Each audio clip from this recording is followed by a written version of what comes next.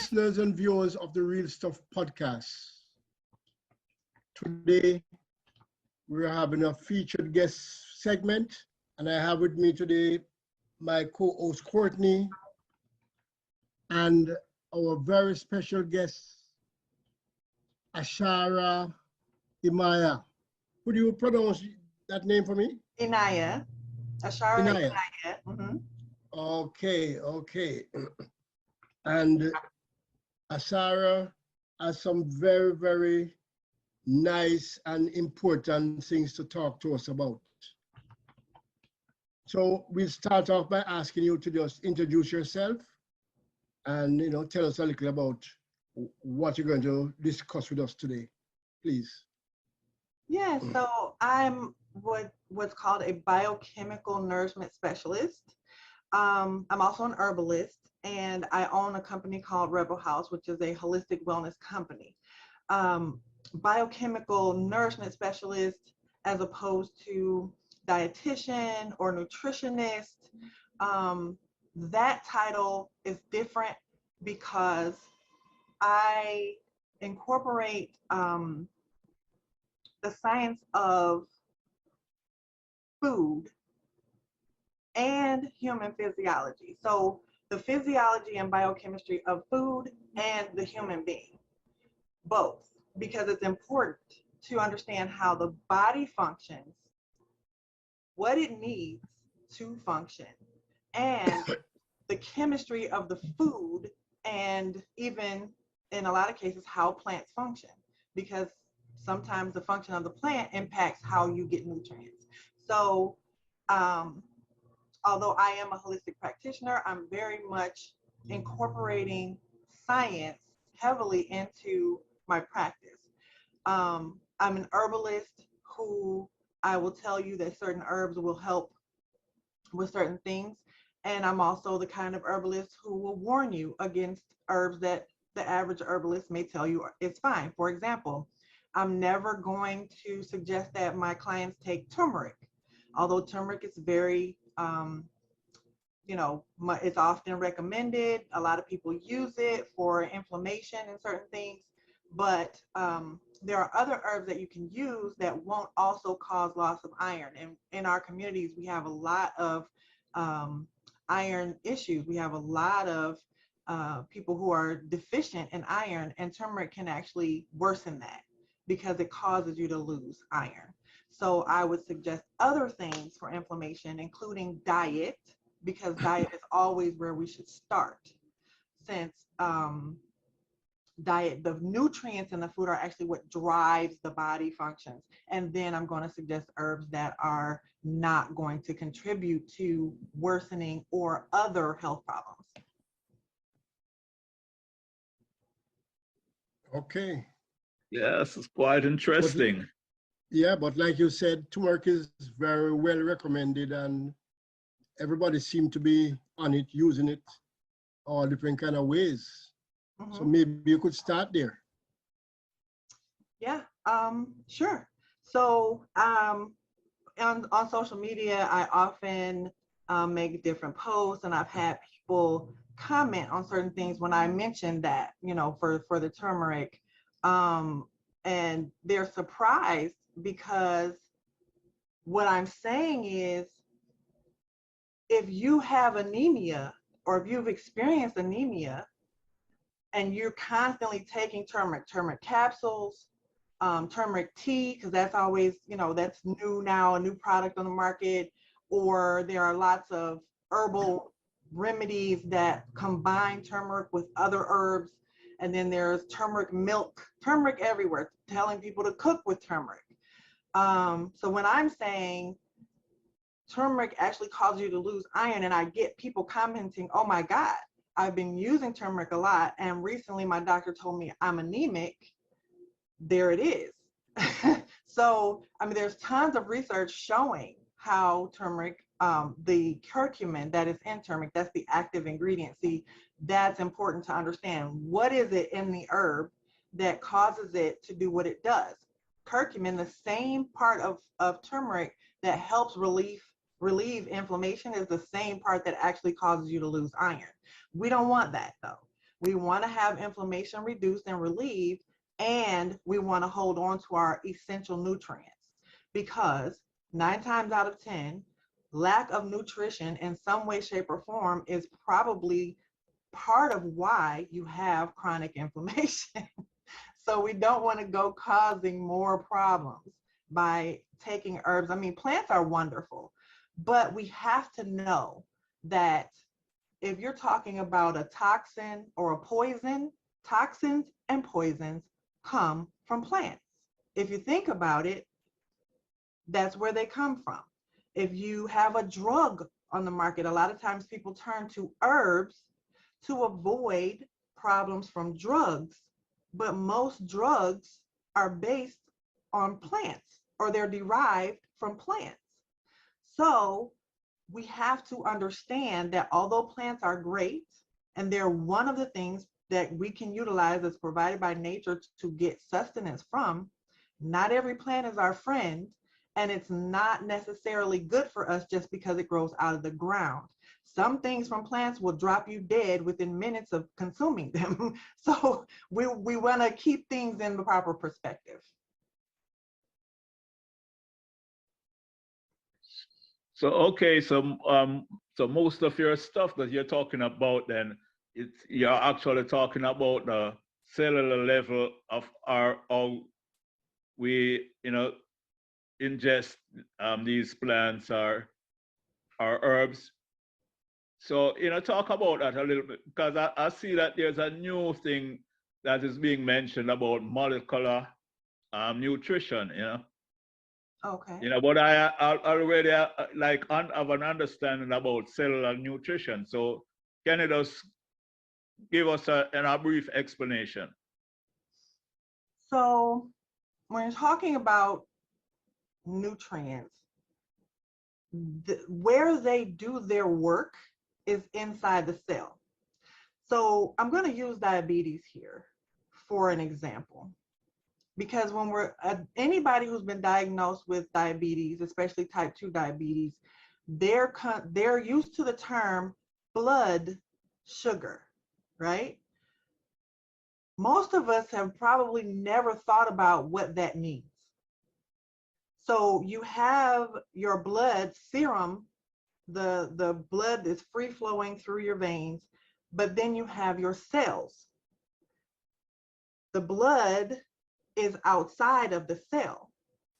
So when you have sugar, which is an essential nutrient, unfortunately, we're told that sugar causes diabetes. It doesn't. Sugar freely flowing in high amounts in the blood, where it's not able to be used, is the problem.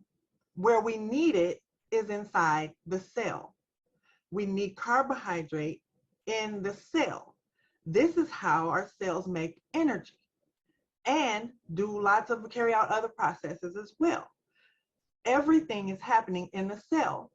If the cell is not taking the sugar in, the sugar is flowing freely in the blood. Now, what leads to the cell not taking in sugar? Nutritional deficiencies. You're not getting enough potassium. You're not getting enough magnesium. You're not getting enough vitamin C. You're not getting enough zinc. All of these nutrients, which we should be getting through food, are low or lacking completely. Otherwise, you would never develop diabetes. Now, the type of sugar that we consume in this society is also part of the problem. Sugar in and of itself is not the problem. Anybody who's dealt with sugar cane, if they've grown it and know about the process of how sugar is made naturally, whole sugar, you juice the sugar cane and you get a green juice. They take that green juice over time as it sits, just like if you cut open an apple, over time it turns brown, right? That green juice over time, it turns a little brown, and then they let it dry out. As it dries, it turns more brown. This is what whole cane sugar looks like. It looks like dark brown sugar that you buy at the store. That's not whole cane sugar. It's just what whole cane sugar looks like. That goes by lots of different names: sucanat, jaggery, rapadura, all different names for this same sugar, depending on what part of the world it's being produced in. But you take that sugar, which is rich in magnesium, potassium, and all kinds of other minerals and vitamins, and you use that sugar, or you use maple syrup, or you use dates, or you use any other kind of sweet product that comes from the earth, the way that it is, whether it's you can dry it or you can eat it fresh, that is not going to cause diabetes or contribute to diabetes, I'll say. But you take that sugar and you remove all those nutrients, and where you get a white end product that we call sugar, that white powder that is sold by the pound, 5-pound bag, that sugar, devoid of all the nutrients, puts a greater demand on your body for nutrition, because guess what? In order to process those carbs, you need potassium, magnesium, vitamin C, zinc, vitamin D. You need all of these nutrients for the body to process the sugar. So if you're eating white sugar, but you're not eating a lot of spinach to get plenty of magnesium, you're not eating a lot of strawberries and pineapples to get plenty of vitamin C, you're not eating much sweet potato and regular potato and beets to get potassium, if you're not eating red meat to get the zinc, then you're on a path to diabetes. It's not just because you're eating sugar. It's because you're eating white sugar and you're not getting the other nutrients that the body needs to process the sugar. So what does the cell do? The cell says, I don't have enough potassium. I don't have enough magnesium. I can't use the sugar the way I need to, so stop. No sugar can come in to this cell. So where does the sugar go? It stays in the bloodstream, and you get sicker and sicker. That's the true process of how type 2 diabetes develops. Yes. So Ashara, it is said that diabetes is a metabolic disease. Yes, it's a metabolic disorder, just like hypertension and a lot of different metabolic disorders. But that's the problem. Your metabolism depends on sugar and those other nutrients.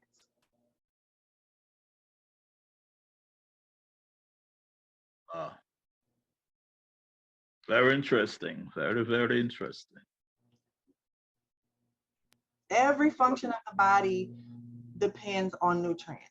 We're not used to hearing that because a doctor, our medical community is not even telling us that. They don't even believe it.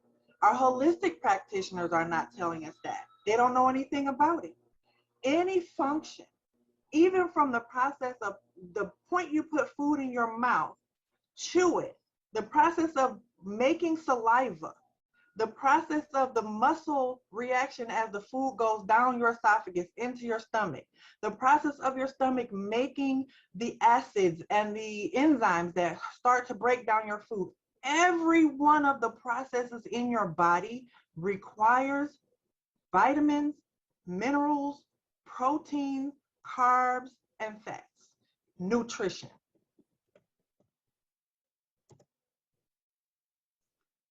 When we have a deficit, when we have lack, we're on the road to disease.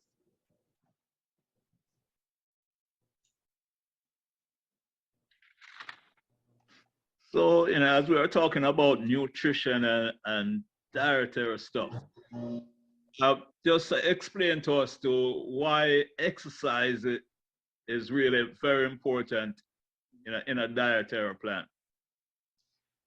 Exercise is important, but we have to be careful. If you're in a deficient state, if you're very sickly, you have to be very careful about how you exercise, because exercise can be a source of stress, and stress creates high demand on your nutritional status. So we don't want to tell people automatically that you should do a lot of high energy, high paced, high intensity workouts. Just a nice walk, especially for someone who's very ill. A walk, swimming, leisurely dancing. These are nice ways where you can move your body, actually enjoy yourself, and not stress your body out more, creating more demand while you try to replenish your body. Now, if you're in good shape, and I don't mean just how you look, I mean if you're well nourished and you want to do a whole lot of high energy, high intensity, going for an hour, super fast paced, and exercise, cool, have at it, and just replenish your electrolytes, which are minerals, potassium, magnesium, sodium. Replenish those after. Drink plenty of water. That's important too. But exercise helps the joints, helps your endurance, helps even create certain feel-good chemicals in the body. But you don't have to go until you pass out. You don't want to overdo it, especially if you are dealing with disease. If you're dealing with disease, you have to be careful with yourself and give your body what it needs all together: water, nutrition, exercise, rest. We downplay sleep. We decide we're going to take a nap some other time. We don't have time for that. I have all these things to do. That's stressful when you don't sleep at night and you don't give yourself a chance to rest during the day either. You have to sleep, because at night, this is our natural fasting time.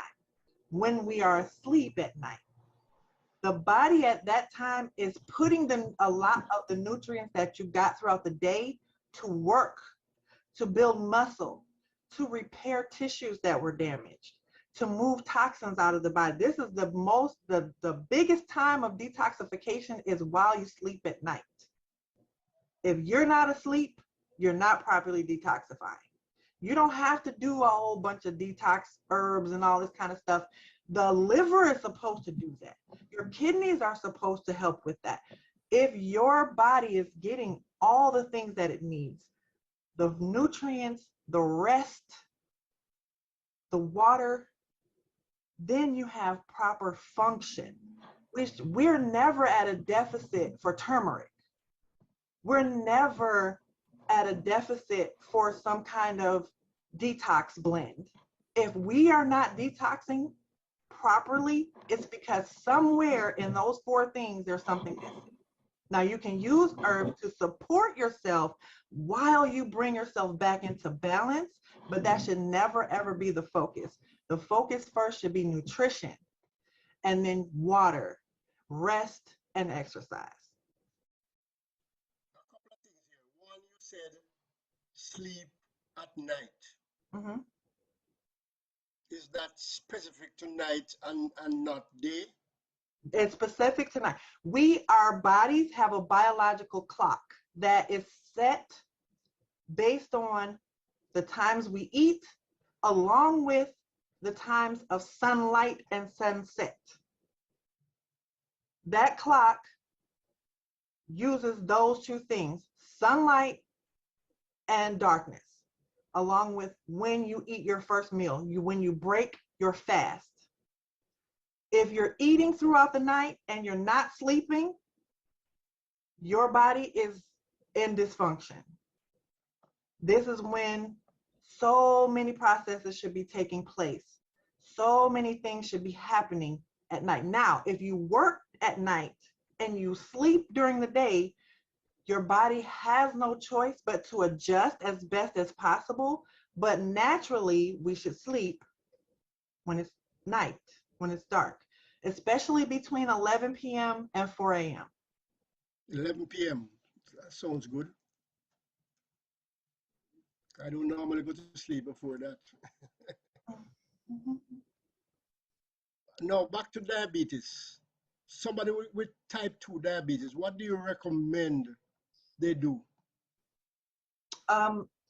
Now, I give consultations because this is very involved, but I can give basics here. Yeah, just First thing, basics. cut all junk food. First thing, nothing highly processed. Eat whole foods, and don't feel like you have to focus on getting sugar out of your diet. What you have to focus on is getting the nutrients in your body that help it process the sugar that's in your bloodstream. Also, with the clock that I mentioned that our body has is called circadian rhythm. There are certain times of the day when we are best able to process carbs. That is morning until about 2 p.m. So if you are pre-diabetic, if you're prone to diabetes, if you have diabetes, that is the time frame of the day, the earlier the better, for you to get in bananas, plantains, sweet potatoes, regular potatoes, beets, the high carb foods that are also packaged with potassium. Because potassium is extremely important for processing carbohydrates. So if you don't have to avoid those foods, have them earlier in the day, have them with a high protein food, like you can have steak, you can have grilled chicken, you can have any fish. Salmon especially is great because you're going to get the vitamin D from that, which you need. If you're in a tropical environment or somewhere where the sun is plentiful, then that's not so much of an issue.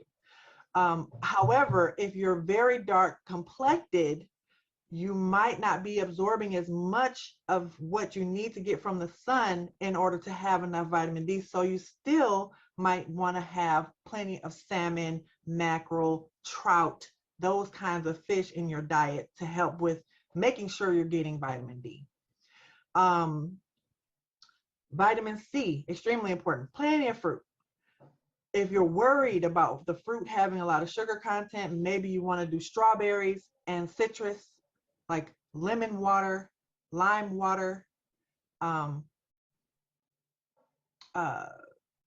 kinds of like maybe citrus fruits, other citrus fruits that are not high, pomelo or whatever citrus fruits are not very, very sweet. But pineapples would be good for some kind of snack if you want a sweet. If you have a situation where your blood sugar drops, I know a lot of diabetics who go reach for a candy bar. Don't.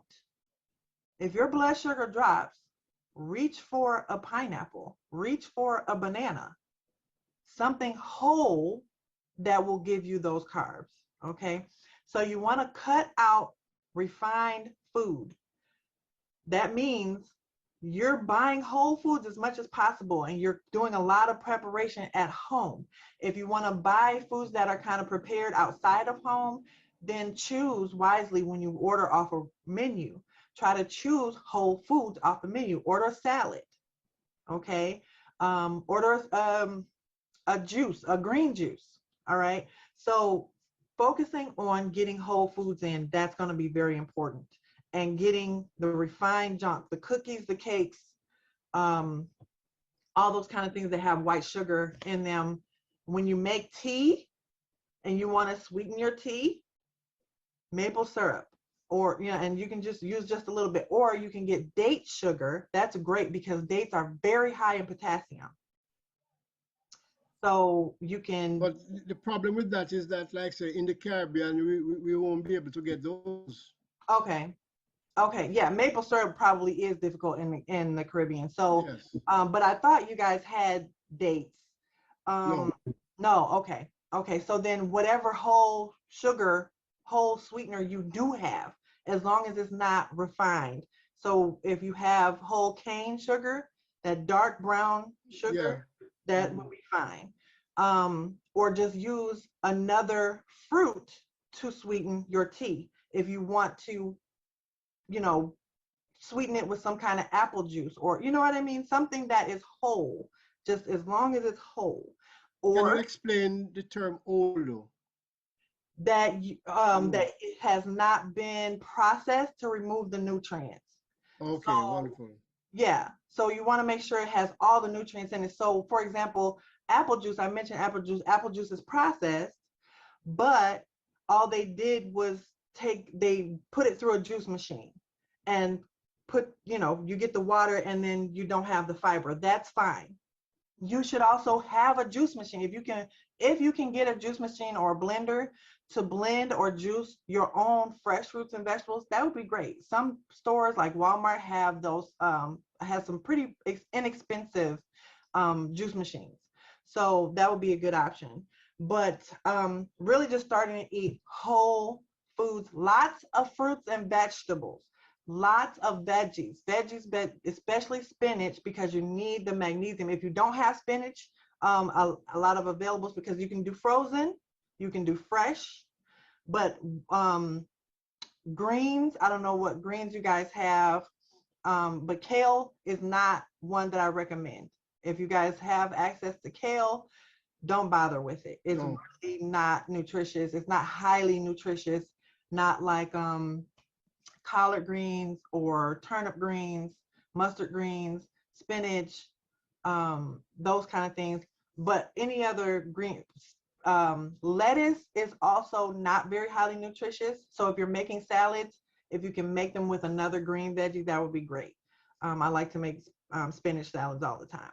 So what we have, Courtney, we have mostly pop chow, callaloo, Yeah. callaloo is cabbage, good. Mm-hmm. cabbage. Cabbage is good, but callaloo would be better.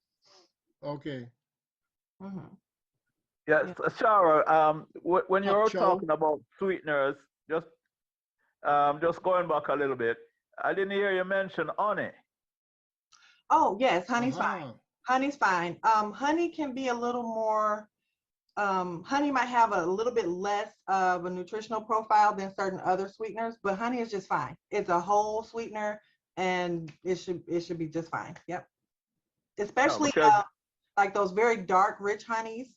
I know a lot of people got hooked on Manuka, but there are a lot of different kinds of honey that are very, very dark and rich. I feel like the darker, the more it has to offer. Yeah, we can get that, yeah. Mm-hmm. Good honey. Yeah. Yeah, Courtney, go ahead. yeah, I was just going to mention to her that about like in Jamaica, you have wild bees that makes honey, Mm-hmm. and that's how most of the people get their honey. Good. Yeah, That's honey one I would be fine. get. Just That's the avoid one I get. white sugar. Is no good. No good at all. Anything with white sugar in it. So No, we don't use white sugar. We use brown sugar. okay. And so I think sometimes that's better than white for sure, because what they did with if it's labeled brown sugar, you mean? Like, is it crystalline? no, it's actually brown. Okay. That sounds fine. Mm-hmm. In fact, one moment, let me show you.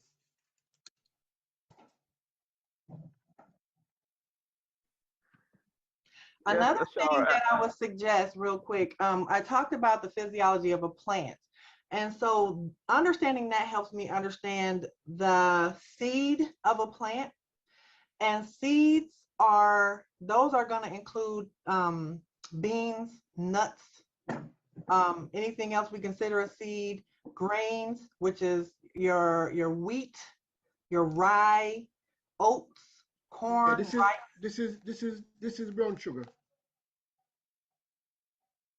It's hard for me to see, but it would be much better than the white sugar for sure. If you can see here. It's still hard to tell, but I can see the color of it. Yeah, I can Yeah. see the color of it. But so those foods that I just mentioned, the rice, the corn, the oats, the wheat, anything that is basically the seed of a plant, the beans, the lentils, those things are something you want to eat less of because they will actually prevent you from absorbing minerals. They reduce the amount of magnesium you absorb. They reduce the amount of zinc you absorb. So if you reduce those things, less bread, less rice, less pasta, more plantain, more potato, more root vegetables. So a good meal could be salmon, a green vegetable, and a root vegetable. So salmon, callaloo, and a sweet potato. Salmon, callaloo, and beets. Salmon,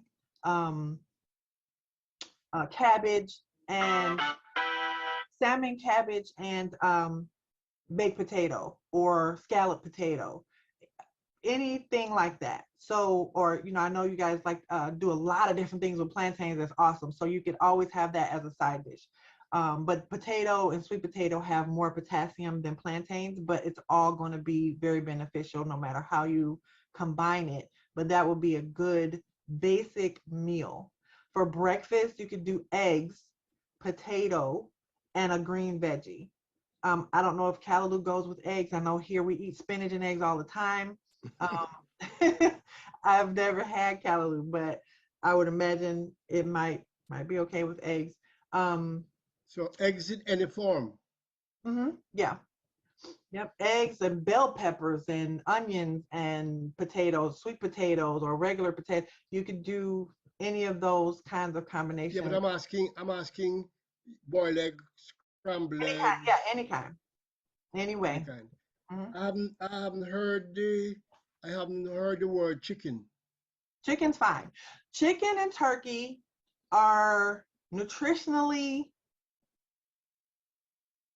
they are the least nutritious meat. Especially if you're doing white. So if you're doing chicken breast, turkey breast, it's nowhere near as nutritious as the dark meat. But chicken and turkey in general are not as nutritious as other kinds of meat. And I know people say, oh, you shouldn't eat pork. I am not a person who's telling people not to eat pork. Pork is extremely nutritious. It has lots of things in it that we don't get in other places in the diet, but lamb, beef, all the fish, all the seafood that you can eat, that's all wonderful. Highly nutritious, going to provide a lot more than chicken and turkey do. So Ashara, while you were talking, I was just thinking about, I don't hear you mention about gluten. I'm thinking about, how does gluten, Well, gluten, I mentioned wheat. Gluten is another reason why we should stay away from wheat. All of the seeds, and I'm not gonna pinpoint just wheat, but wheat is bad. Wheat has lots of problems. It has the gluten, it has the chemical that prevents you from absorbing your minerals, but all of them, rice is high in arsenic. We don't want that either. Most of the toxins of a plant are concentrated in the seed. So we want to try to avoid those for a variety of reasons. They're highly toxic. One of the toxins that you're going to find in any seed is going to be nickel, very high amounts of nickel. Fiber there are all different kinds of fiber, but some of the fiber that you find in seeds like oats or wheat or beans, some of the kinds of fiber you find in those are actually damaging to the intestines.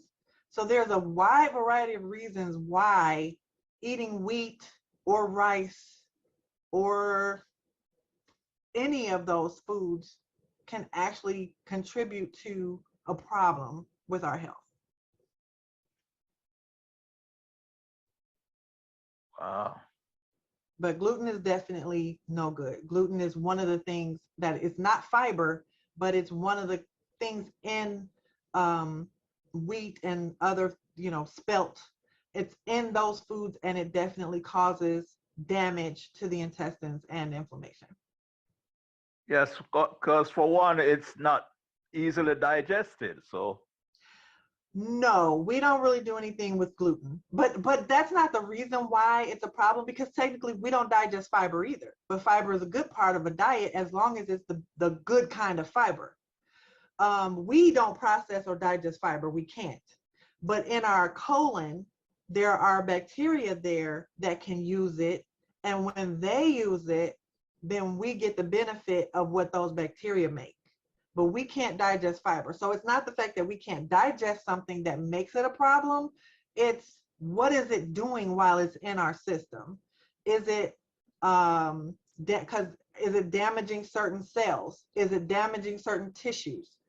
Gluten definitely does that. Yeah, but I have read about the a distinction in fibers, that you have soluble fibers and insoluble fibers. There's even more than that. There's even more than that. You have soluble fermentable, you have soluble non-fermentable, you have insoluble fermentable, insoluble non-fermentable, and then under there are several different kinds of fiber. Okay. So fiber is not just one thing, although every time we hear it, it's just the word fiber. So we think fiber is fiber. That's fiber, it's all the same. No, all fiber from different kinds of foods can be different. So, and it's the same with protein. We hear the word protein, they talk about protein as though no matter where you get your protein, it doesn't matter, it's all the same. No, protein is several things. It's not one thing. So, so while we're on this conversation, what about amino acids? That's protein. Protein. That's what makes protein. You have several amino acids. Some of them our bodies can make, some of them we can't, so we have to get them from food. But even the ones we can make, sometimes we need to get them from food as well, especially if we're under stress. Stress includes disease. So if we're not getting a balanced diet, then we're promoting disease because we're high stress. But amino acids are what makes proteins. There are different kinds of proteins because these amino acids are structured differently for each kind of protein. Some protein has 5 or 6 of the amino acids. Some protein has 7 or 8 of them, and all of them are different. So the notion by some that we can get protein just fine from plant foods and we don't need to eat animal foods for protein is not true, because even if you get the same kinds of protein, we have to also look at what amounts are they provided in with plant foods compared to animal foods. What is the ratio? Because some things we need in higher amounts than others. And if we get it the other way around, like it may be in certain plant foods, that can be causing a problem. So we need to have lots of discussions about the facts of food, protein, fiber.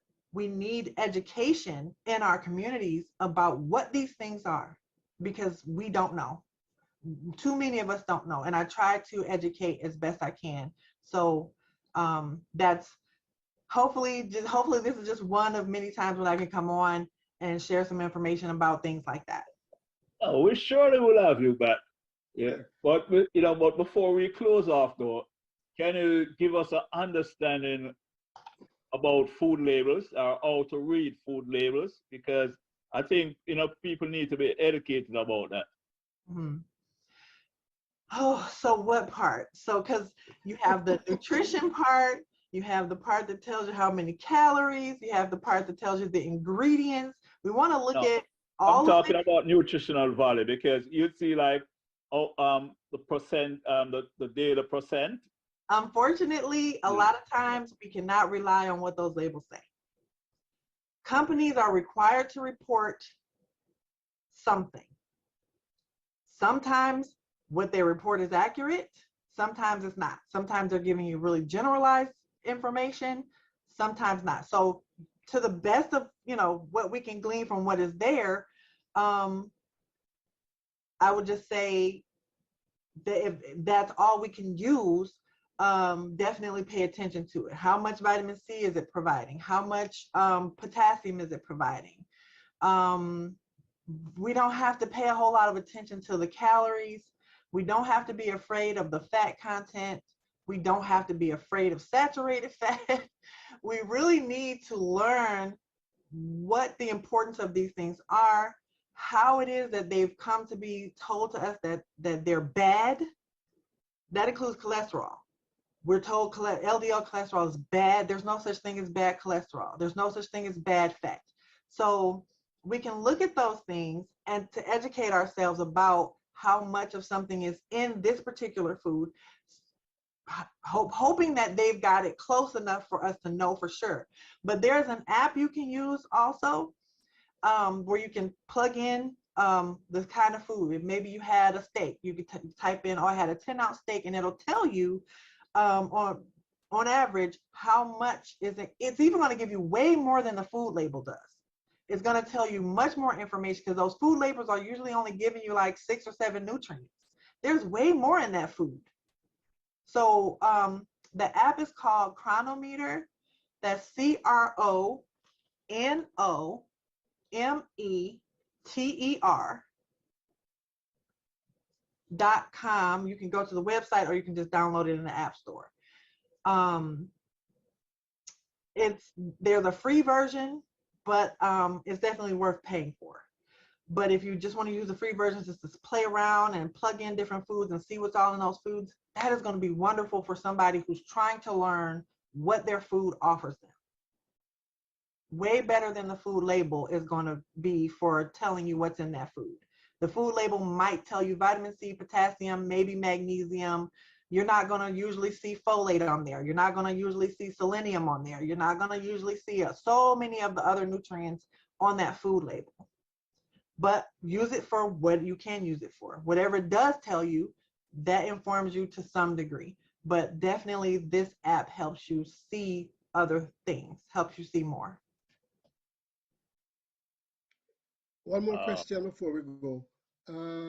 Where does peas and beans and nuts fall into this whole thing? Those are seeds. Those are seeds. Those are going to be some of the foods that prevent you from absorbing potassium, prevent you from absorbing magnesium. So eat those as seldomly as possible.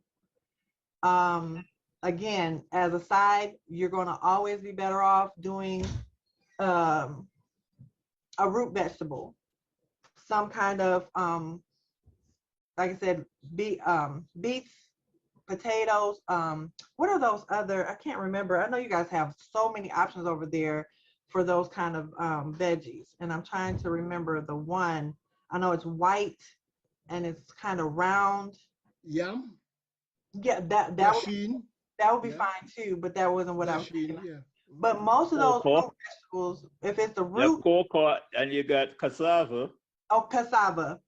As long as cassava is prepared, and I'm sure you guys know exactly how to prepare it. We don't know what we're doing with cassava over here, but I'm sure you guys know how to make sure it's prepared safely, the cassava. So those kind of things are going to be your high potassium foods, along with plantains and bananas, and you have those high potassium fruits. But a lot of the root veggies are going to make great side dishes. And potassium is critical to it's extremely important for your metabolic function. So I tell people all the time, if you have diabetes, type 2 diabetes, if you have high blood pressure, that's automatically letting me know you do not have enough potassium in your diet. You don't have enough magnesium or vitamin C in your diet either. So those 3 things, not only, but those are usually the biggest things missing from the diet of most people who develop those diseases.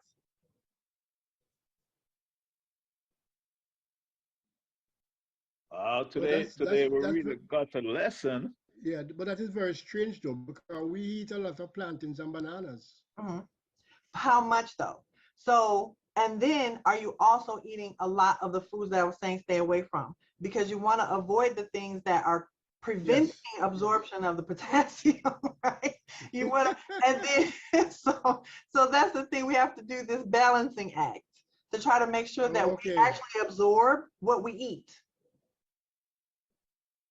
And those foods are mostly the seeds, you say. Anything that's essentially the seed of a plant. So grains, nuts, beans, and the grains are going to include oats, rice. I think the rice probably balance out the plantains because we eat a lot of rice. Yeah, so that could be a big part of the problem. So, and Yeah. then you want to make sure you get a variety of things. I don't know how often you guys do the plantains, but just to give an example, we need about 4,700 milligrams of potassium a day. The average person. This is not somebody who's sickly or a little child. Just for an average adult, 4,700 milligrams a day. I'll just round it to 5,000.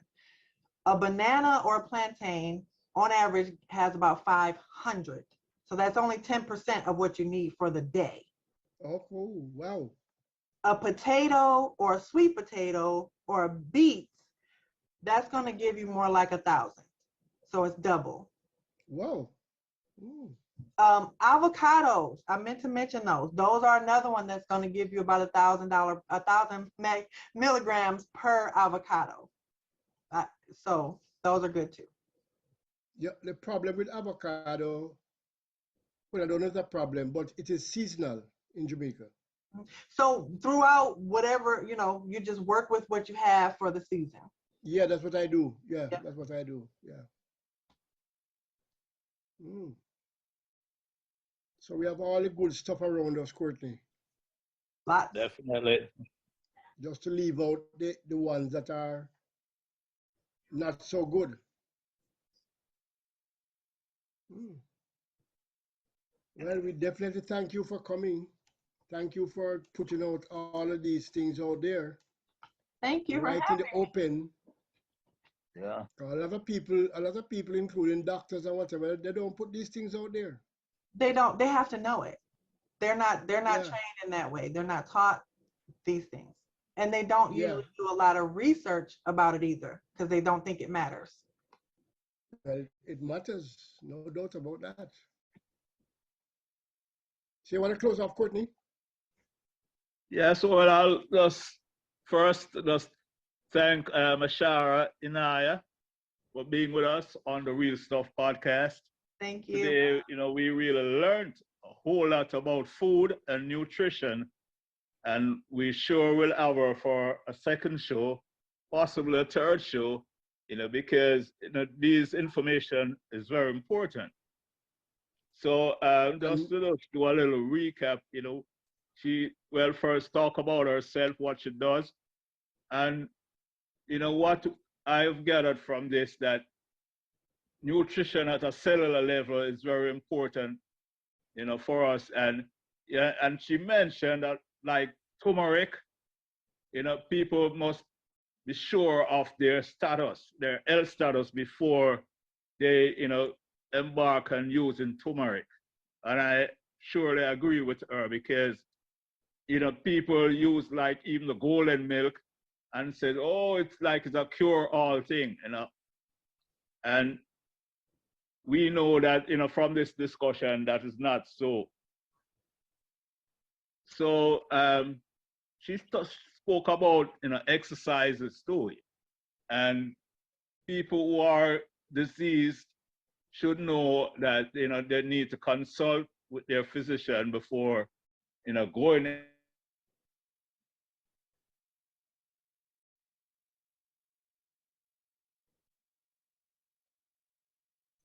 Uh-oh.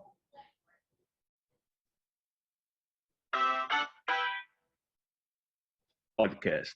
Back to you, Flavors. Okay. Just one more thing before we go. Garlic. Garlic is good. Good. Wonderful.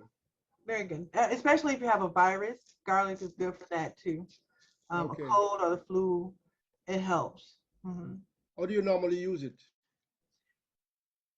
I put it in almost everything I cook, but but you can also for medicinal purposes you could just crush it and eat it, or you could use sometimes you can get it dried in capsules. It depends on where you are.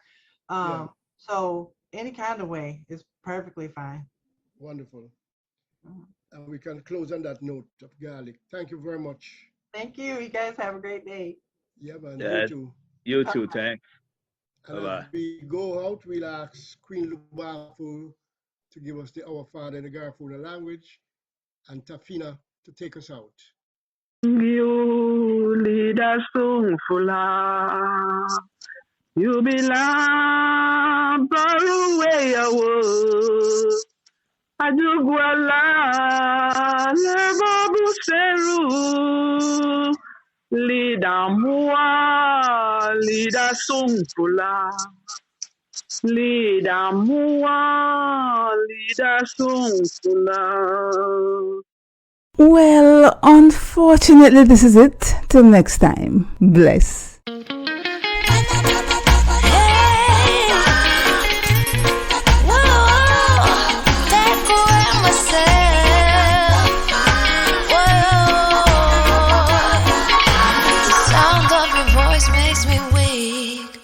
All you gotta do is just speak. One word is enough, and I'm no longer so rough. I forget what I was trying to say. I no longer do what I was gonna do, but you're no good for me. That's why me do what set me if it could flee. Me I fi take away me say. Me I fi take away me say. Me I fi hide like a thief in the night. Me I fi get out of sight.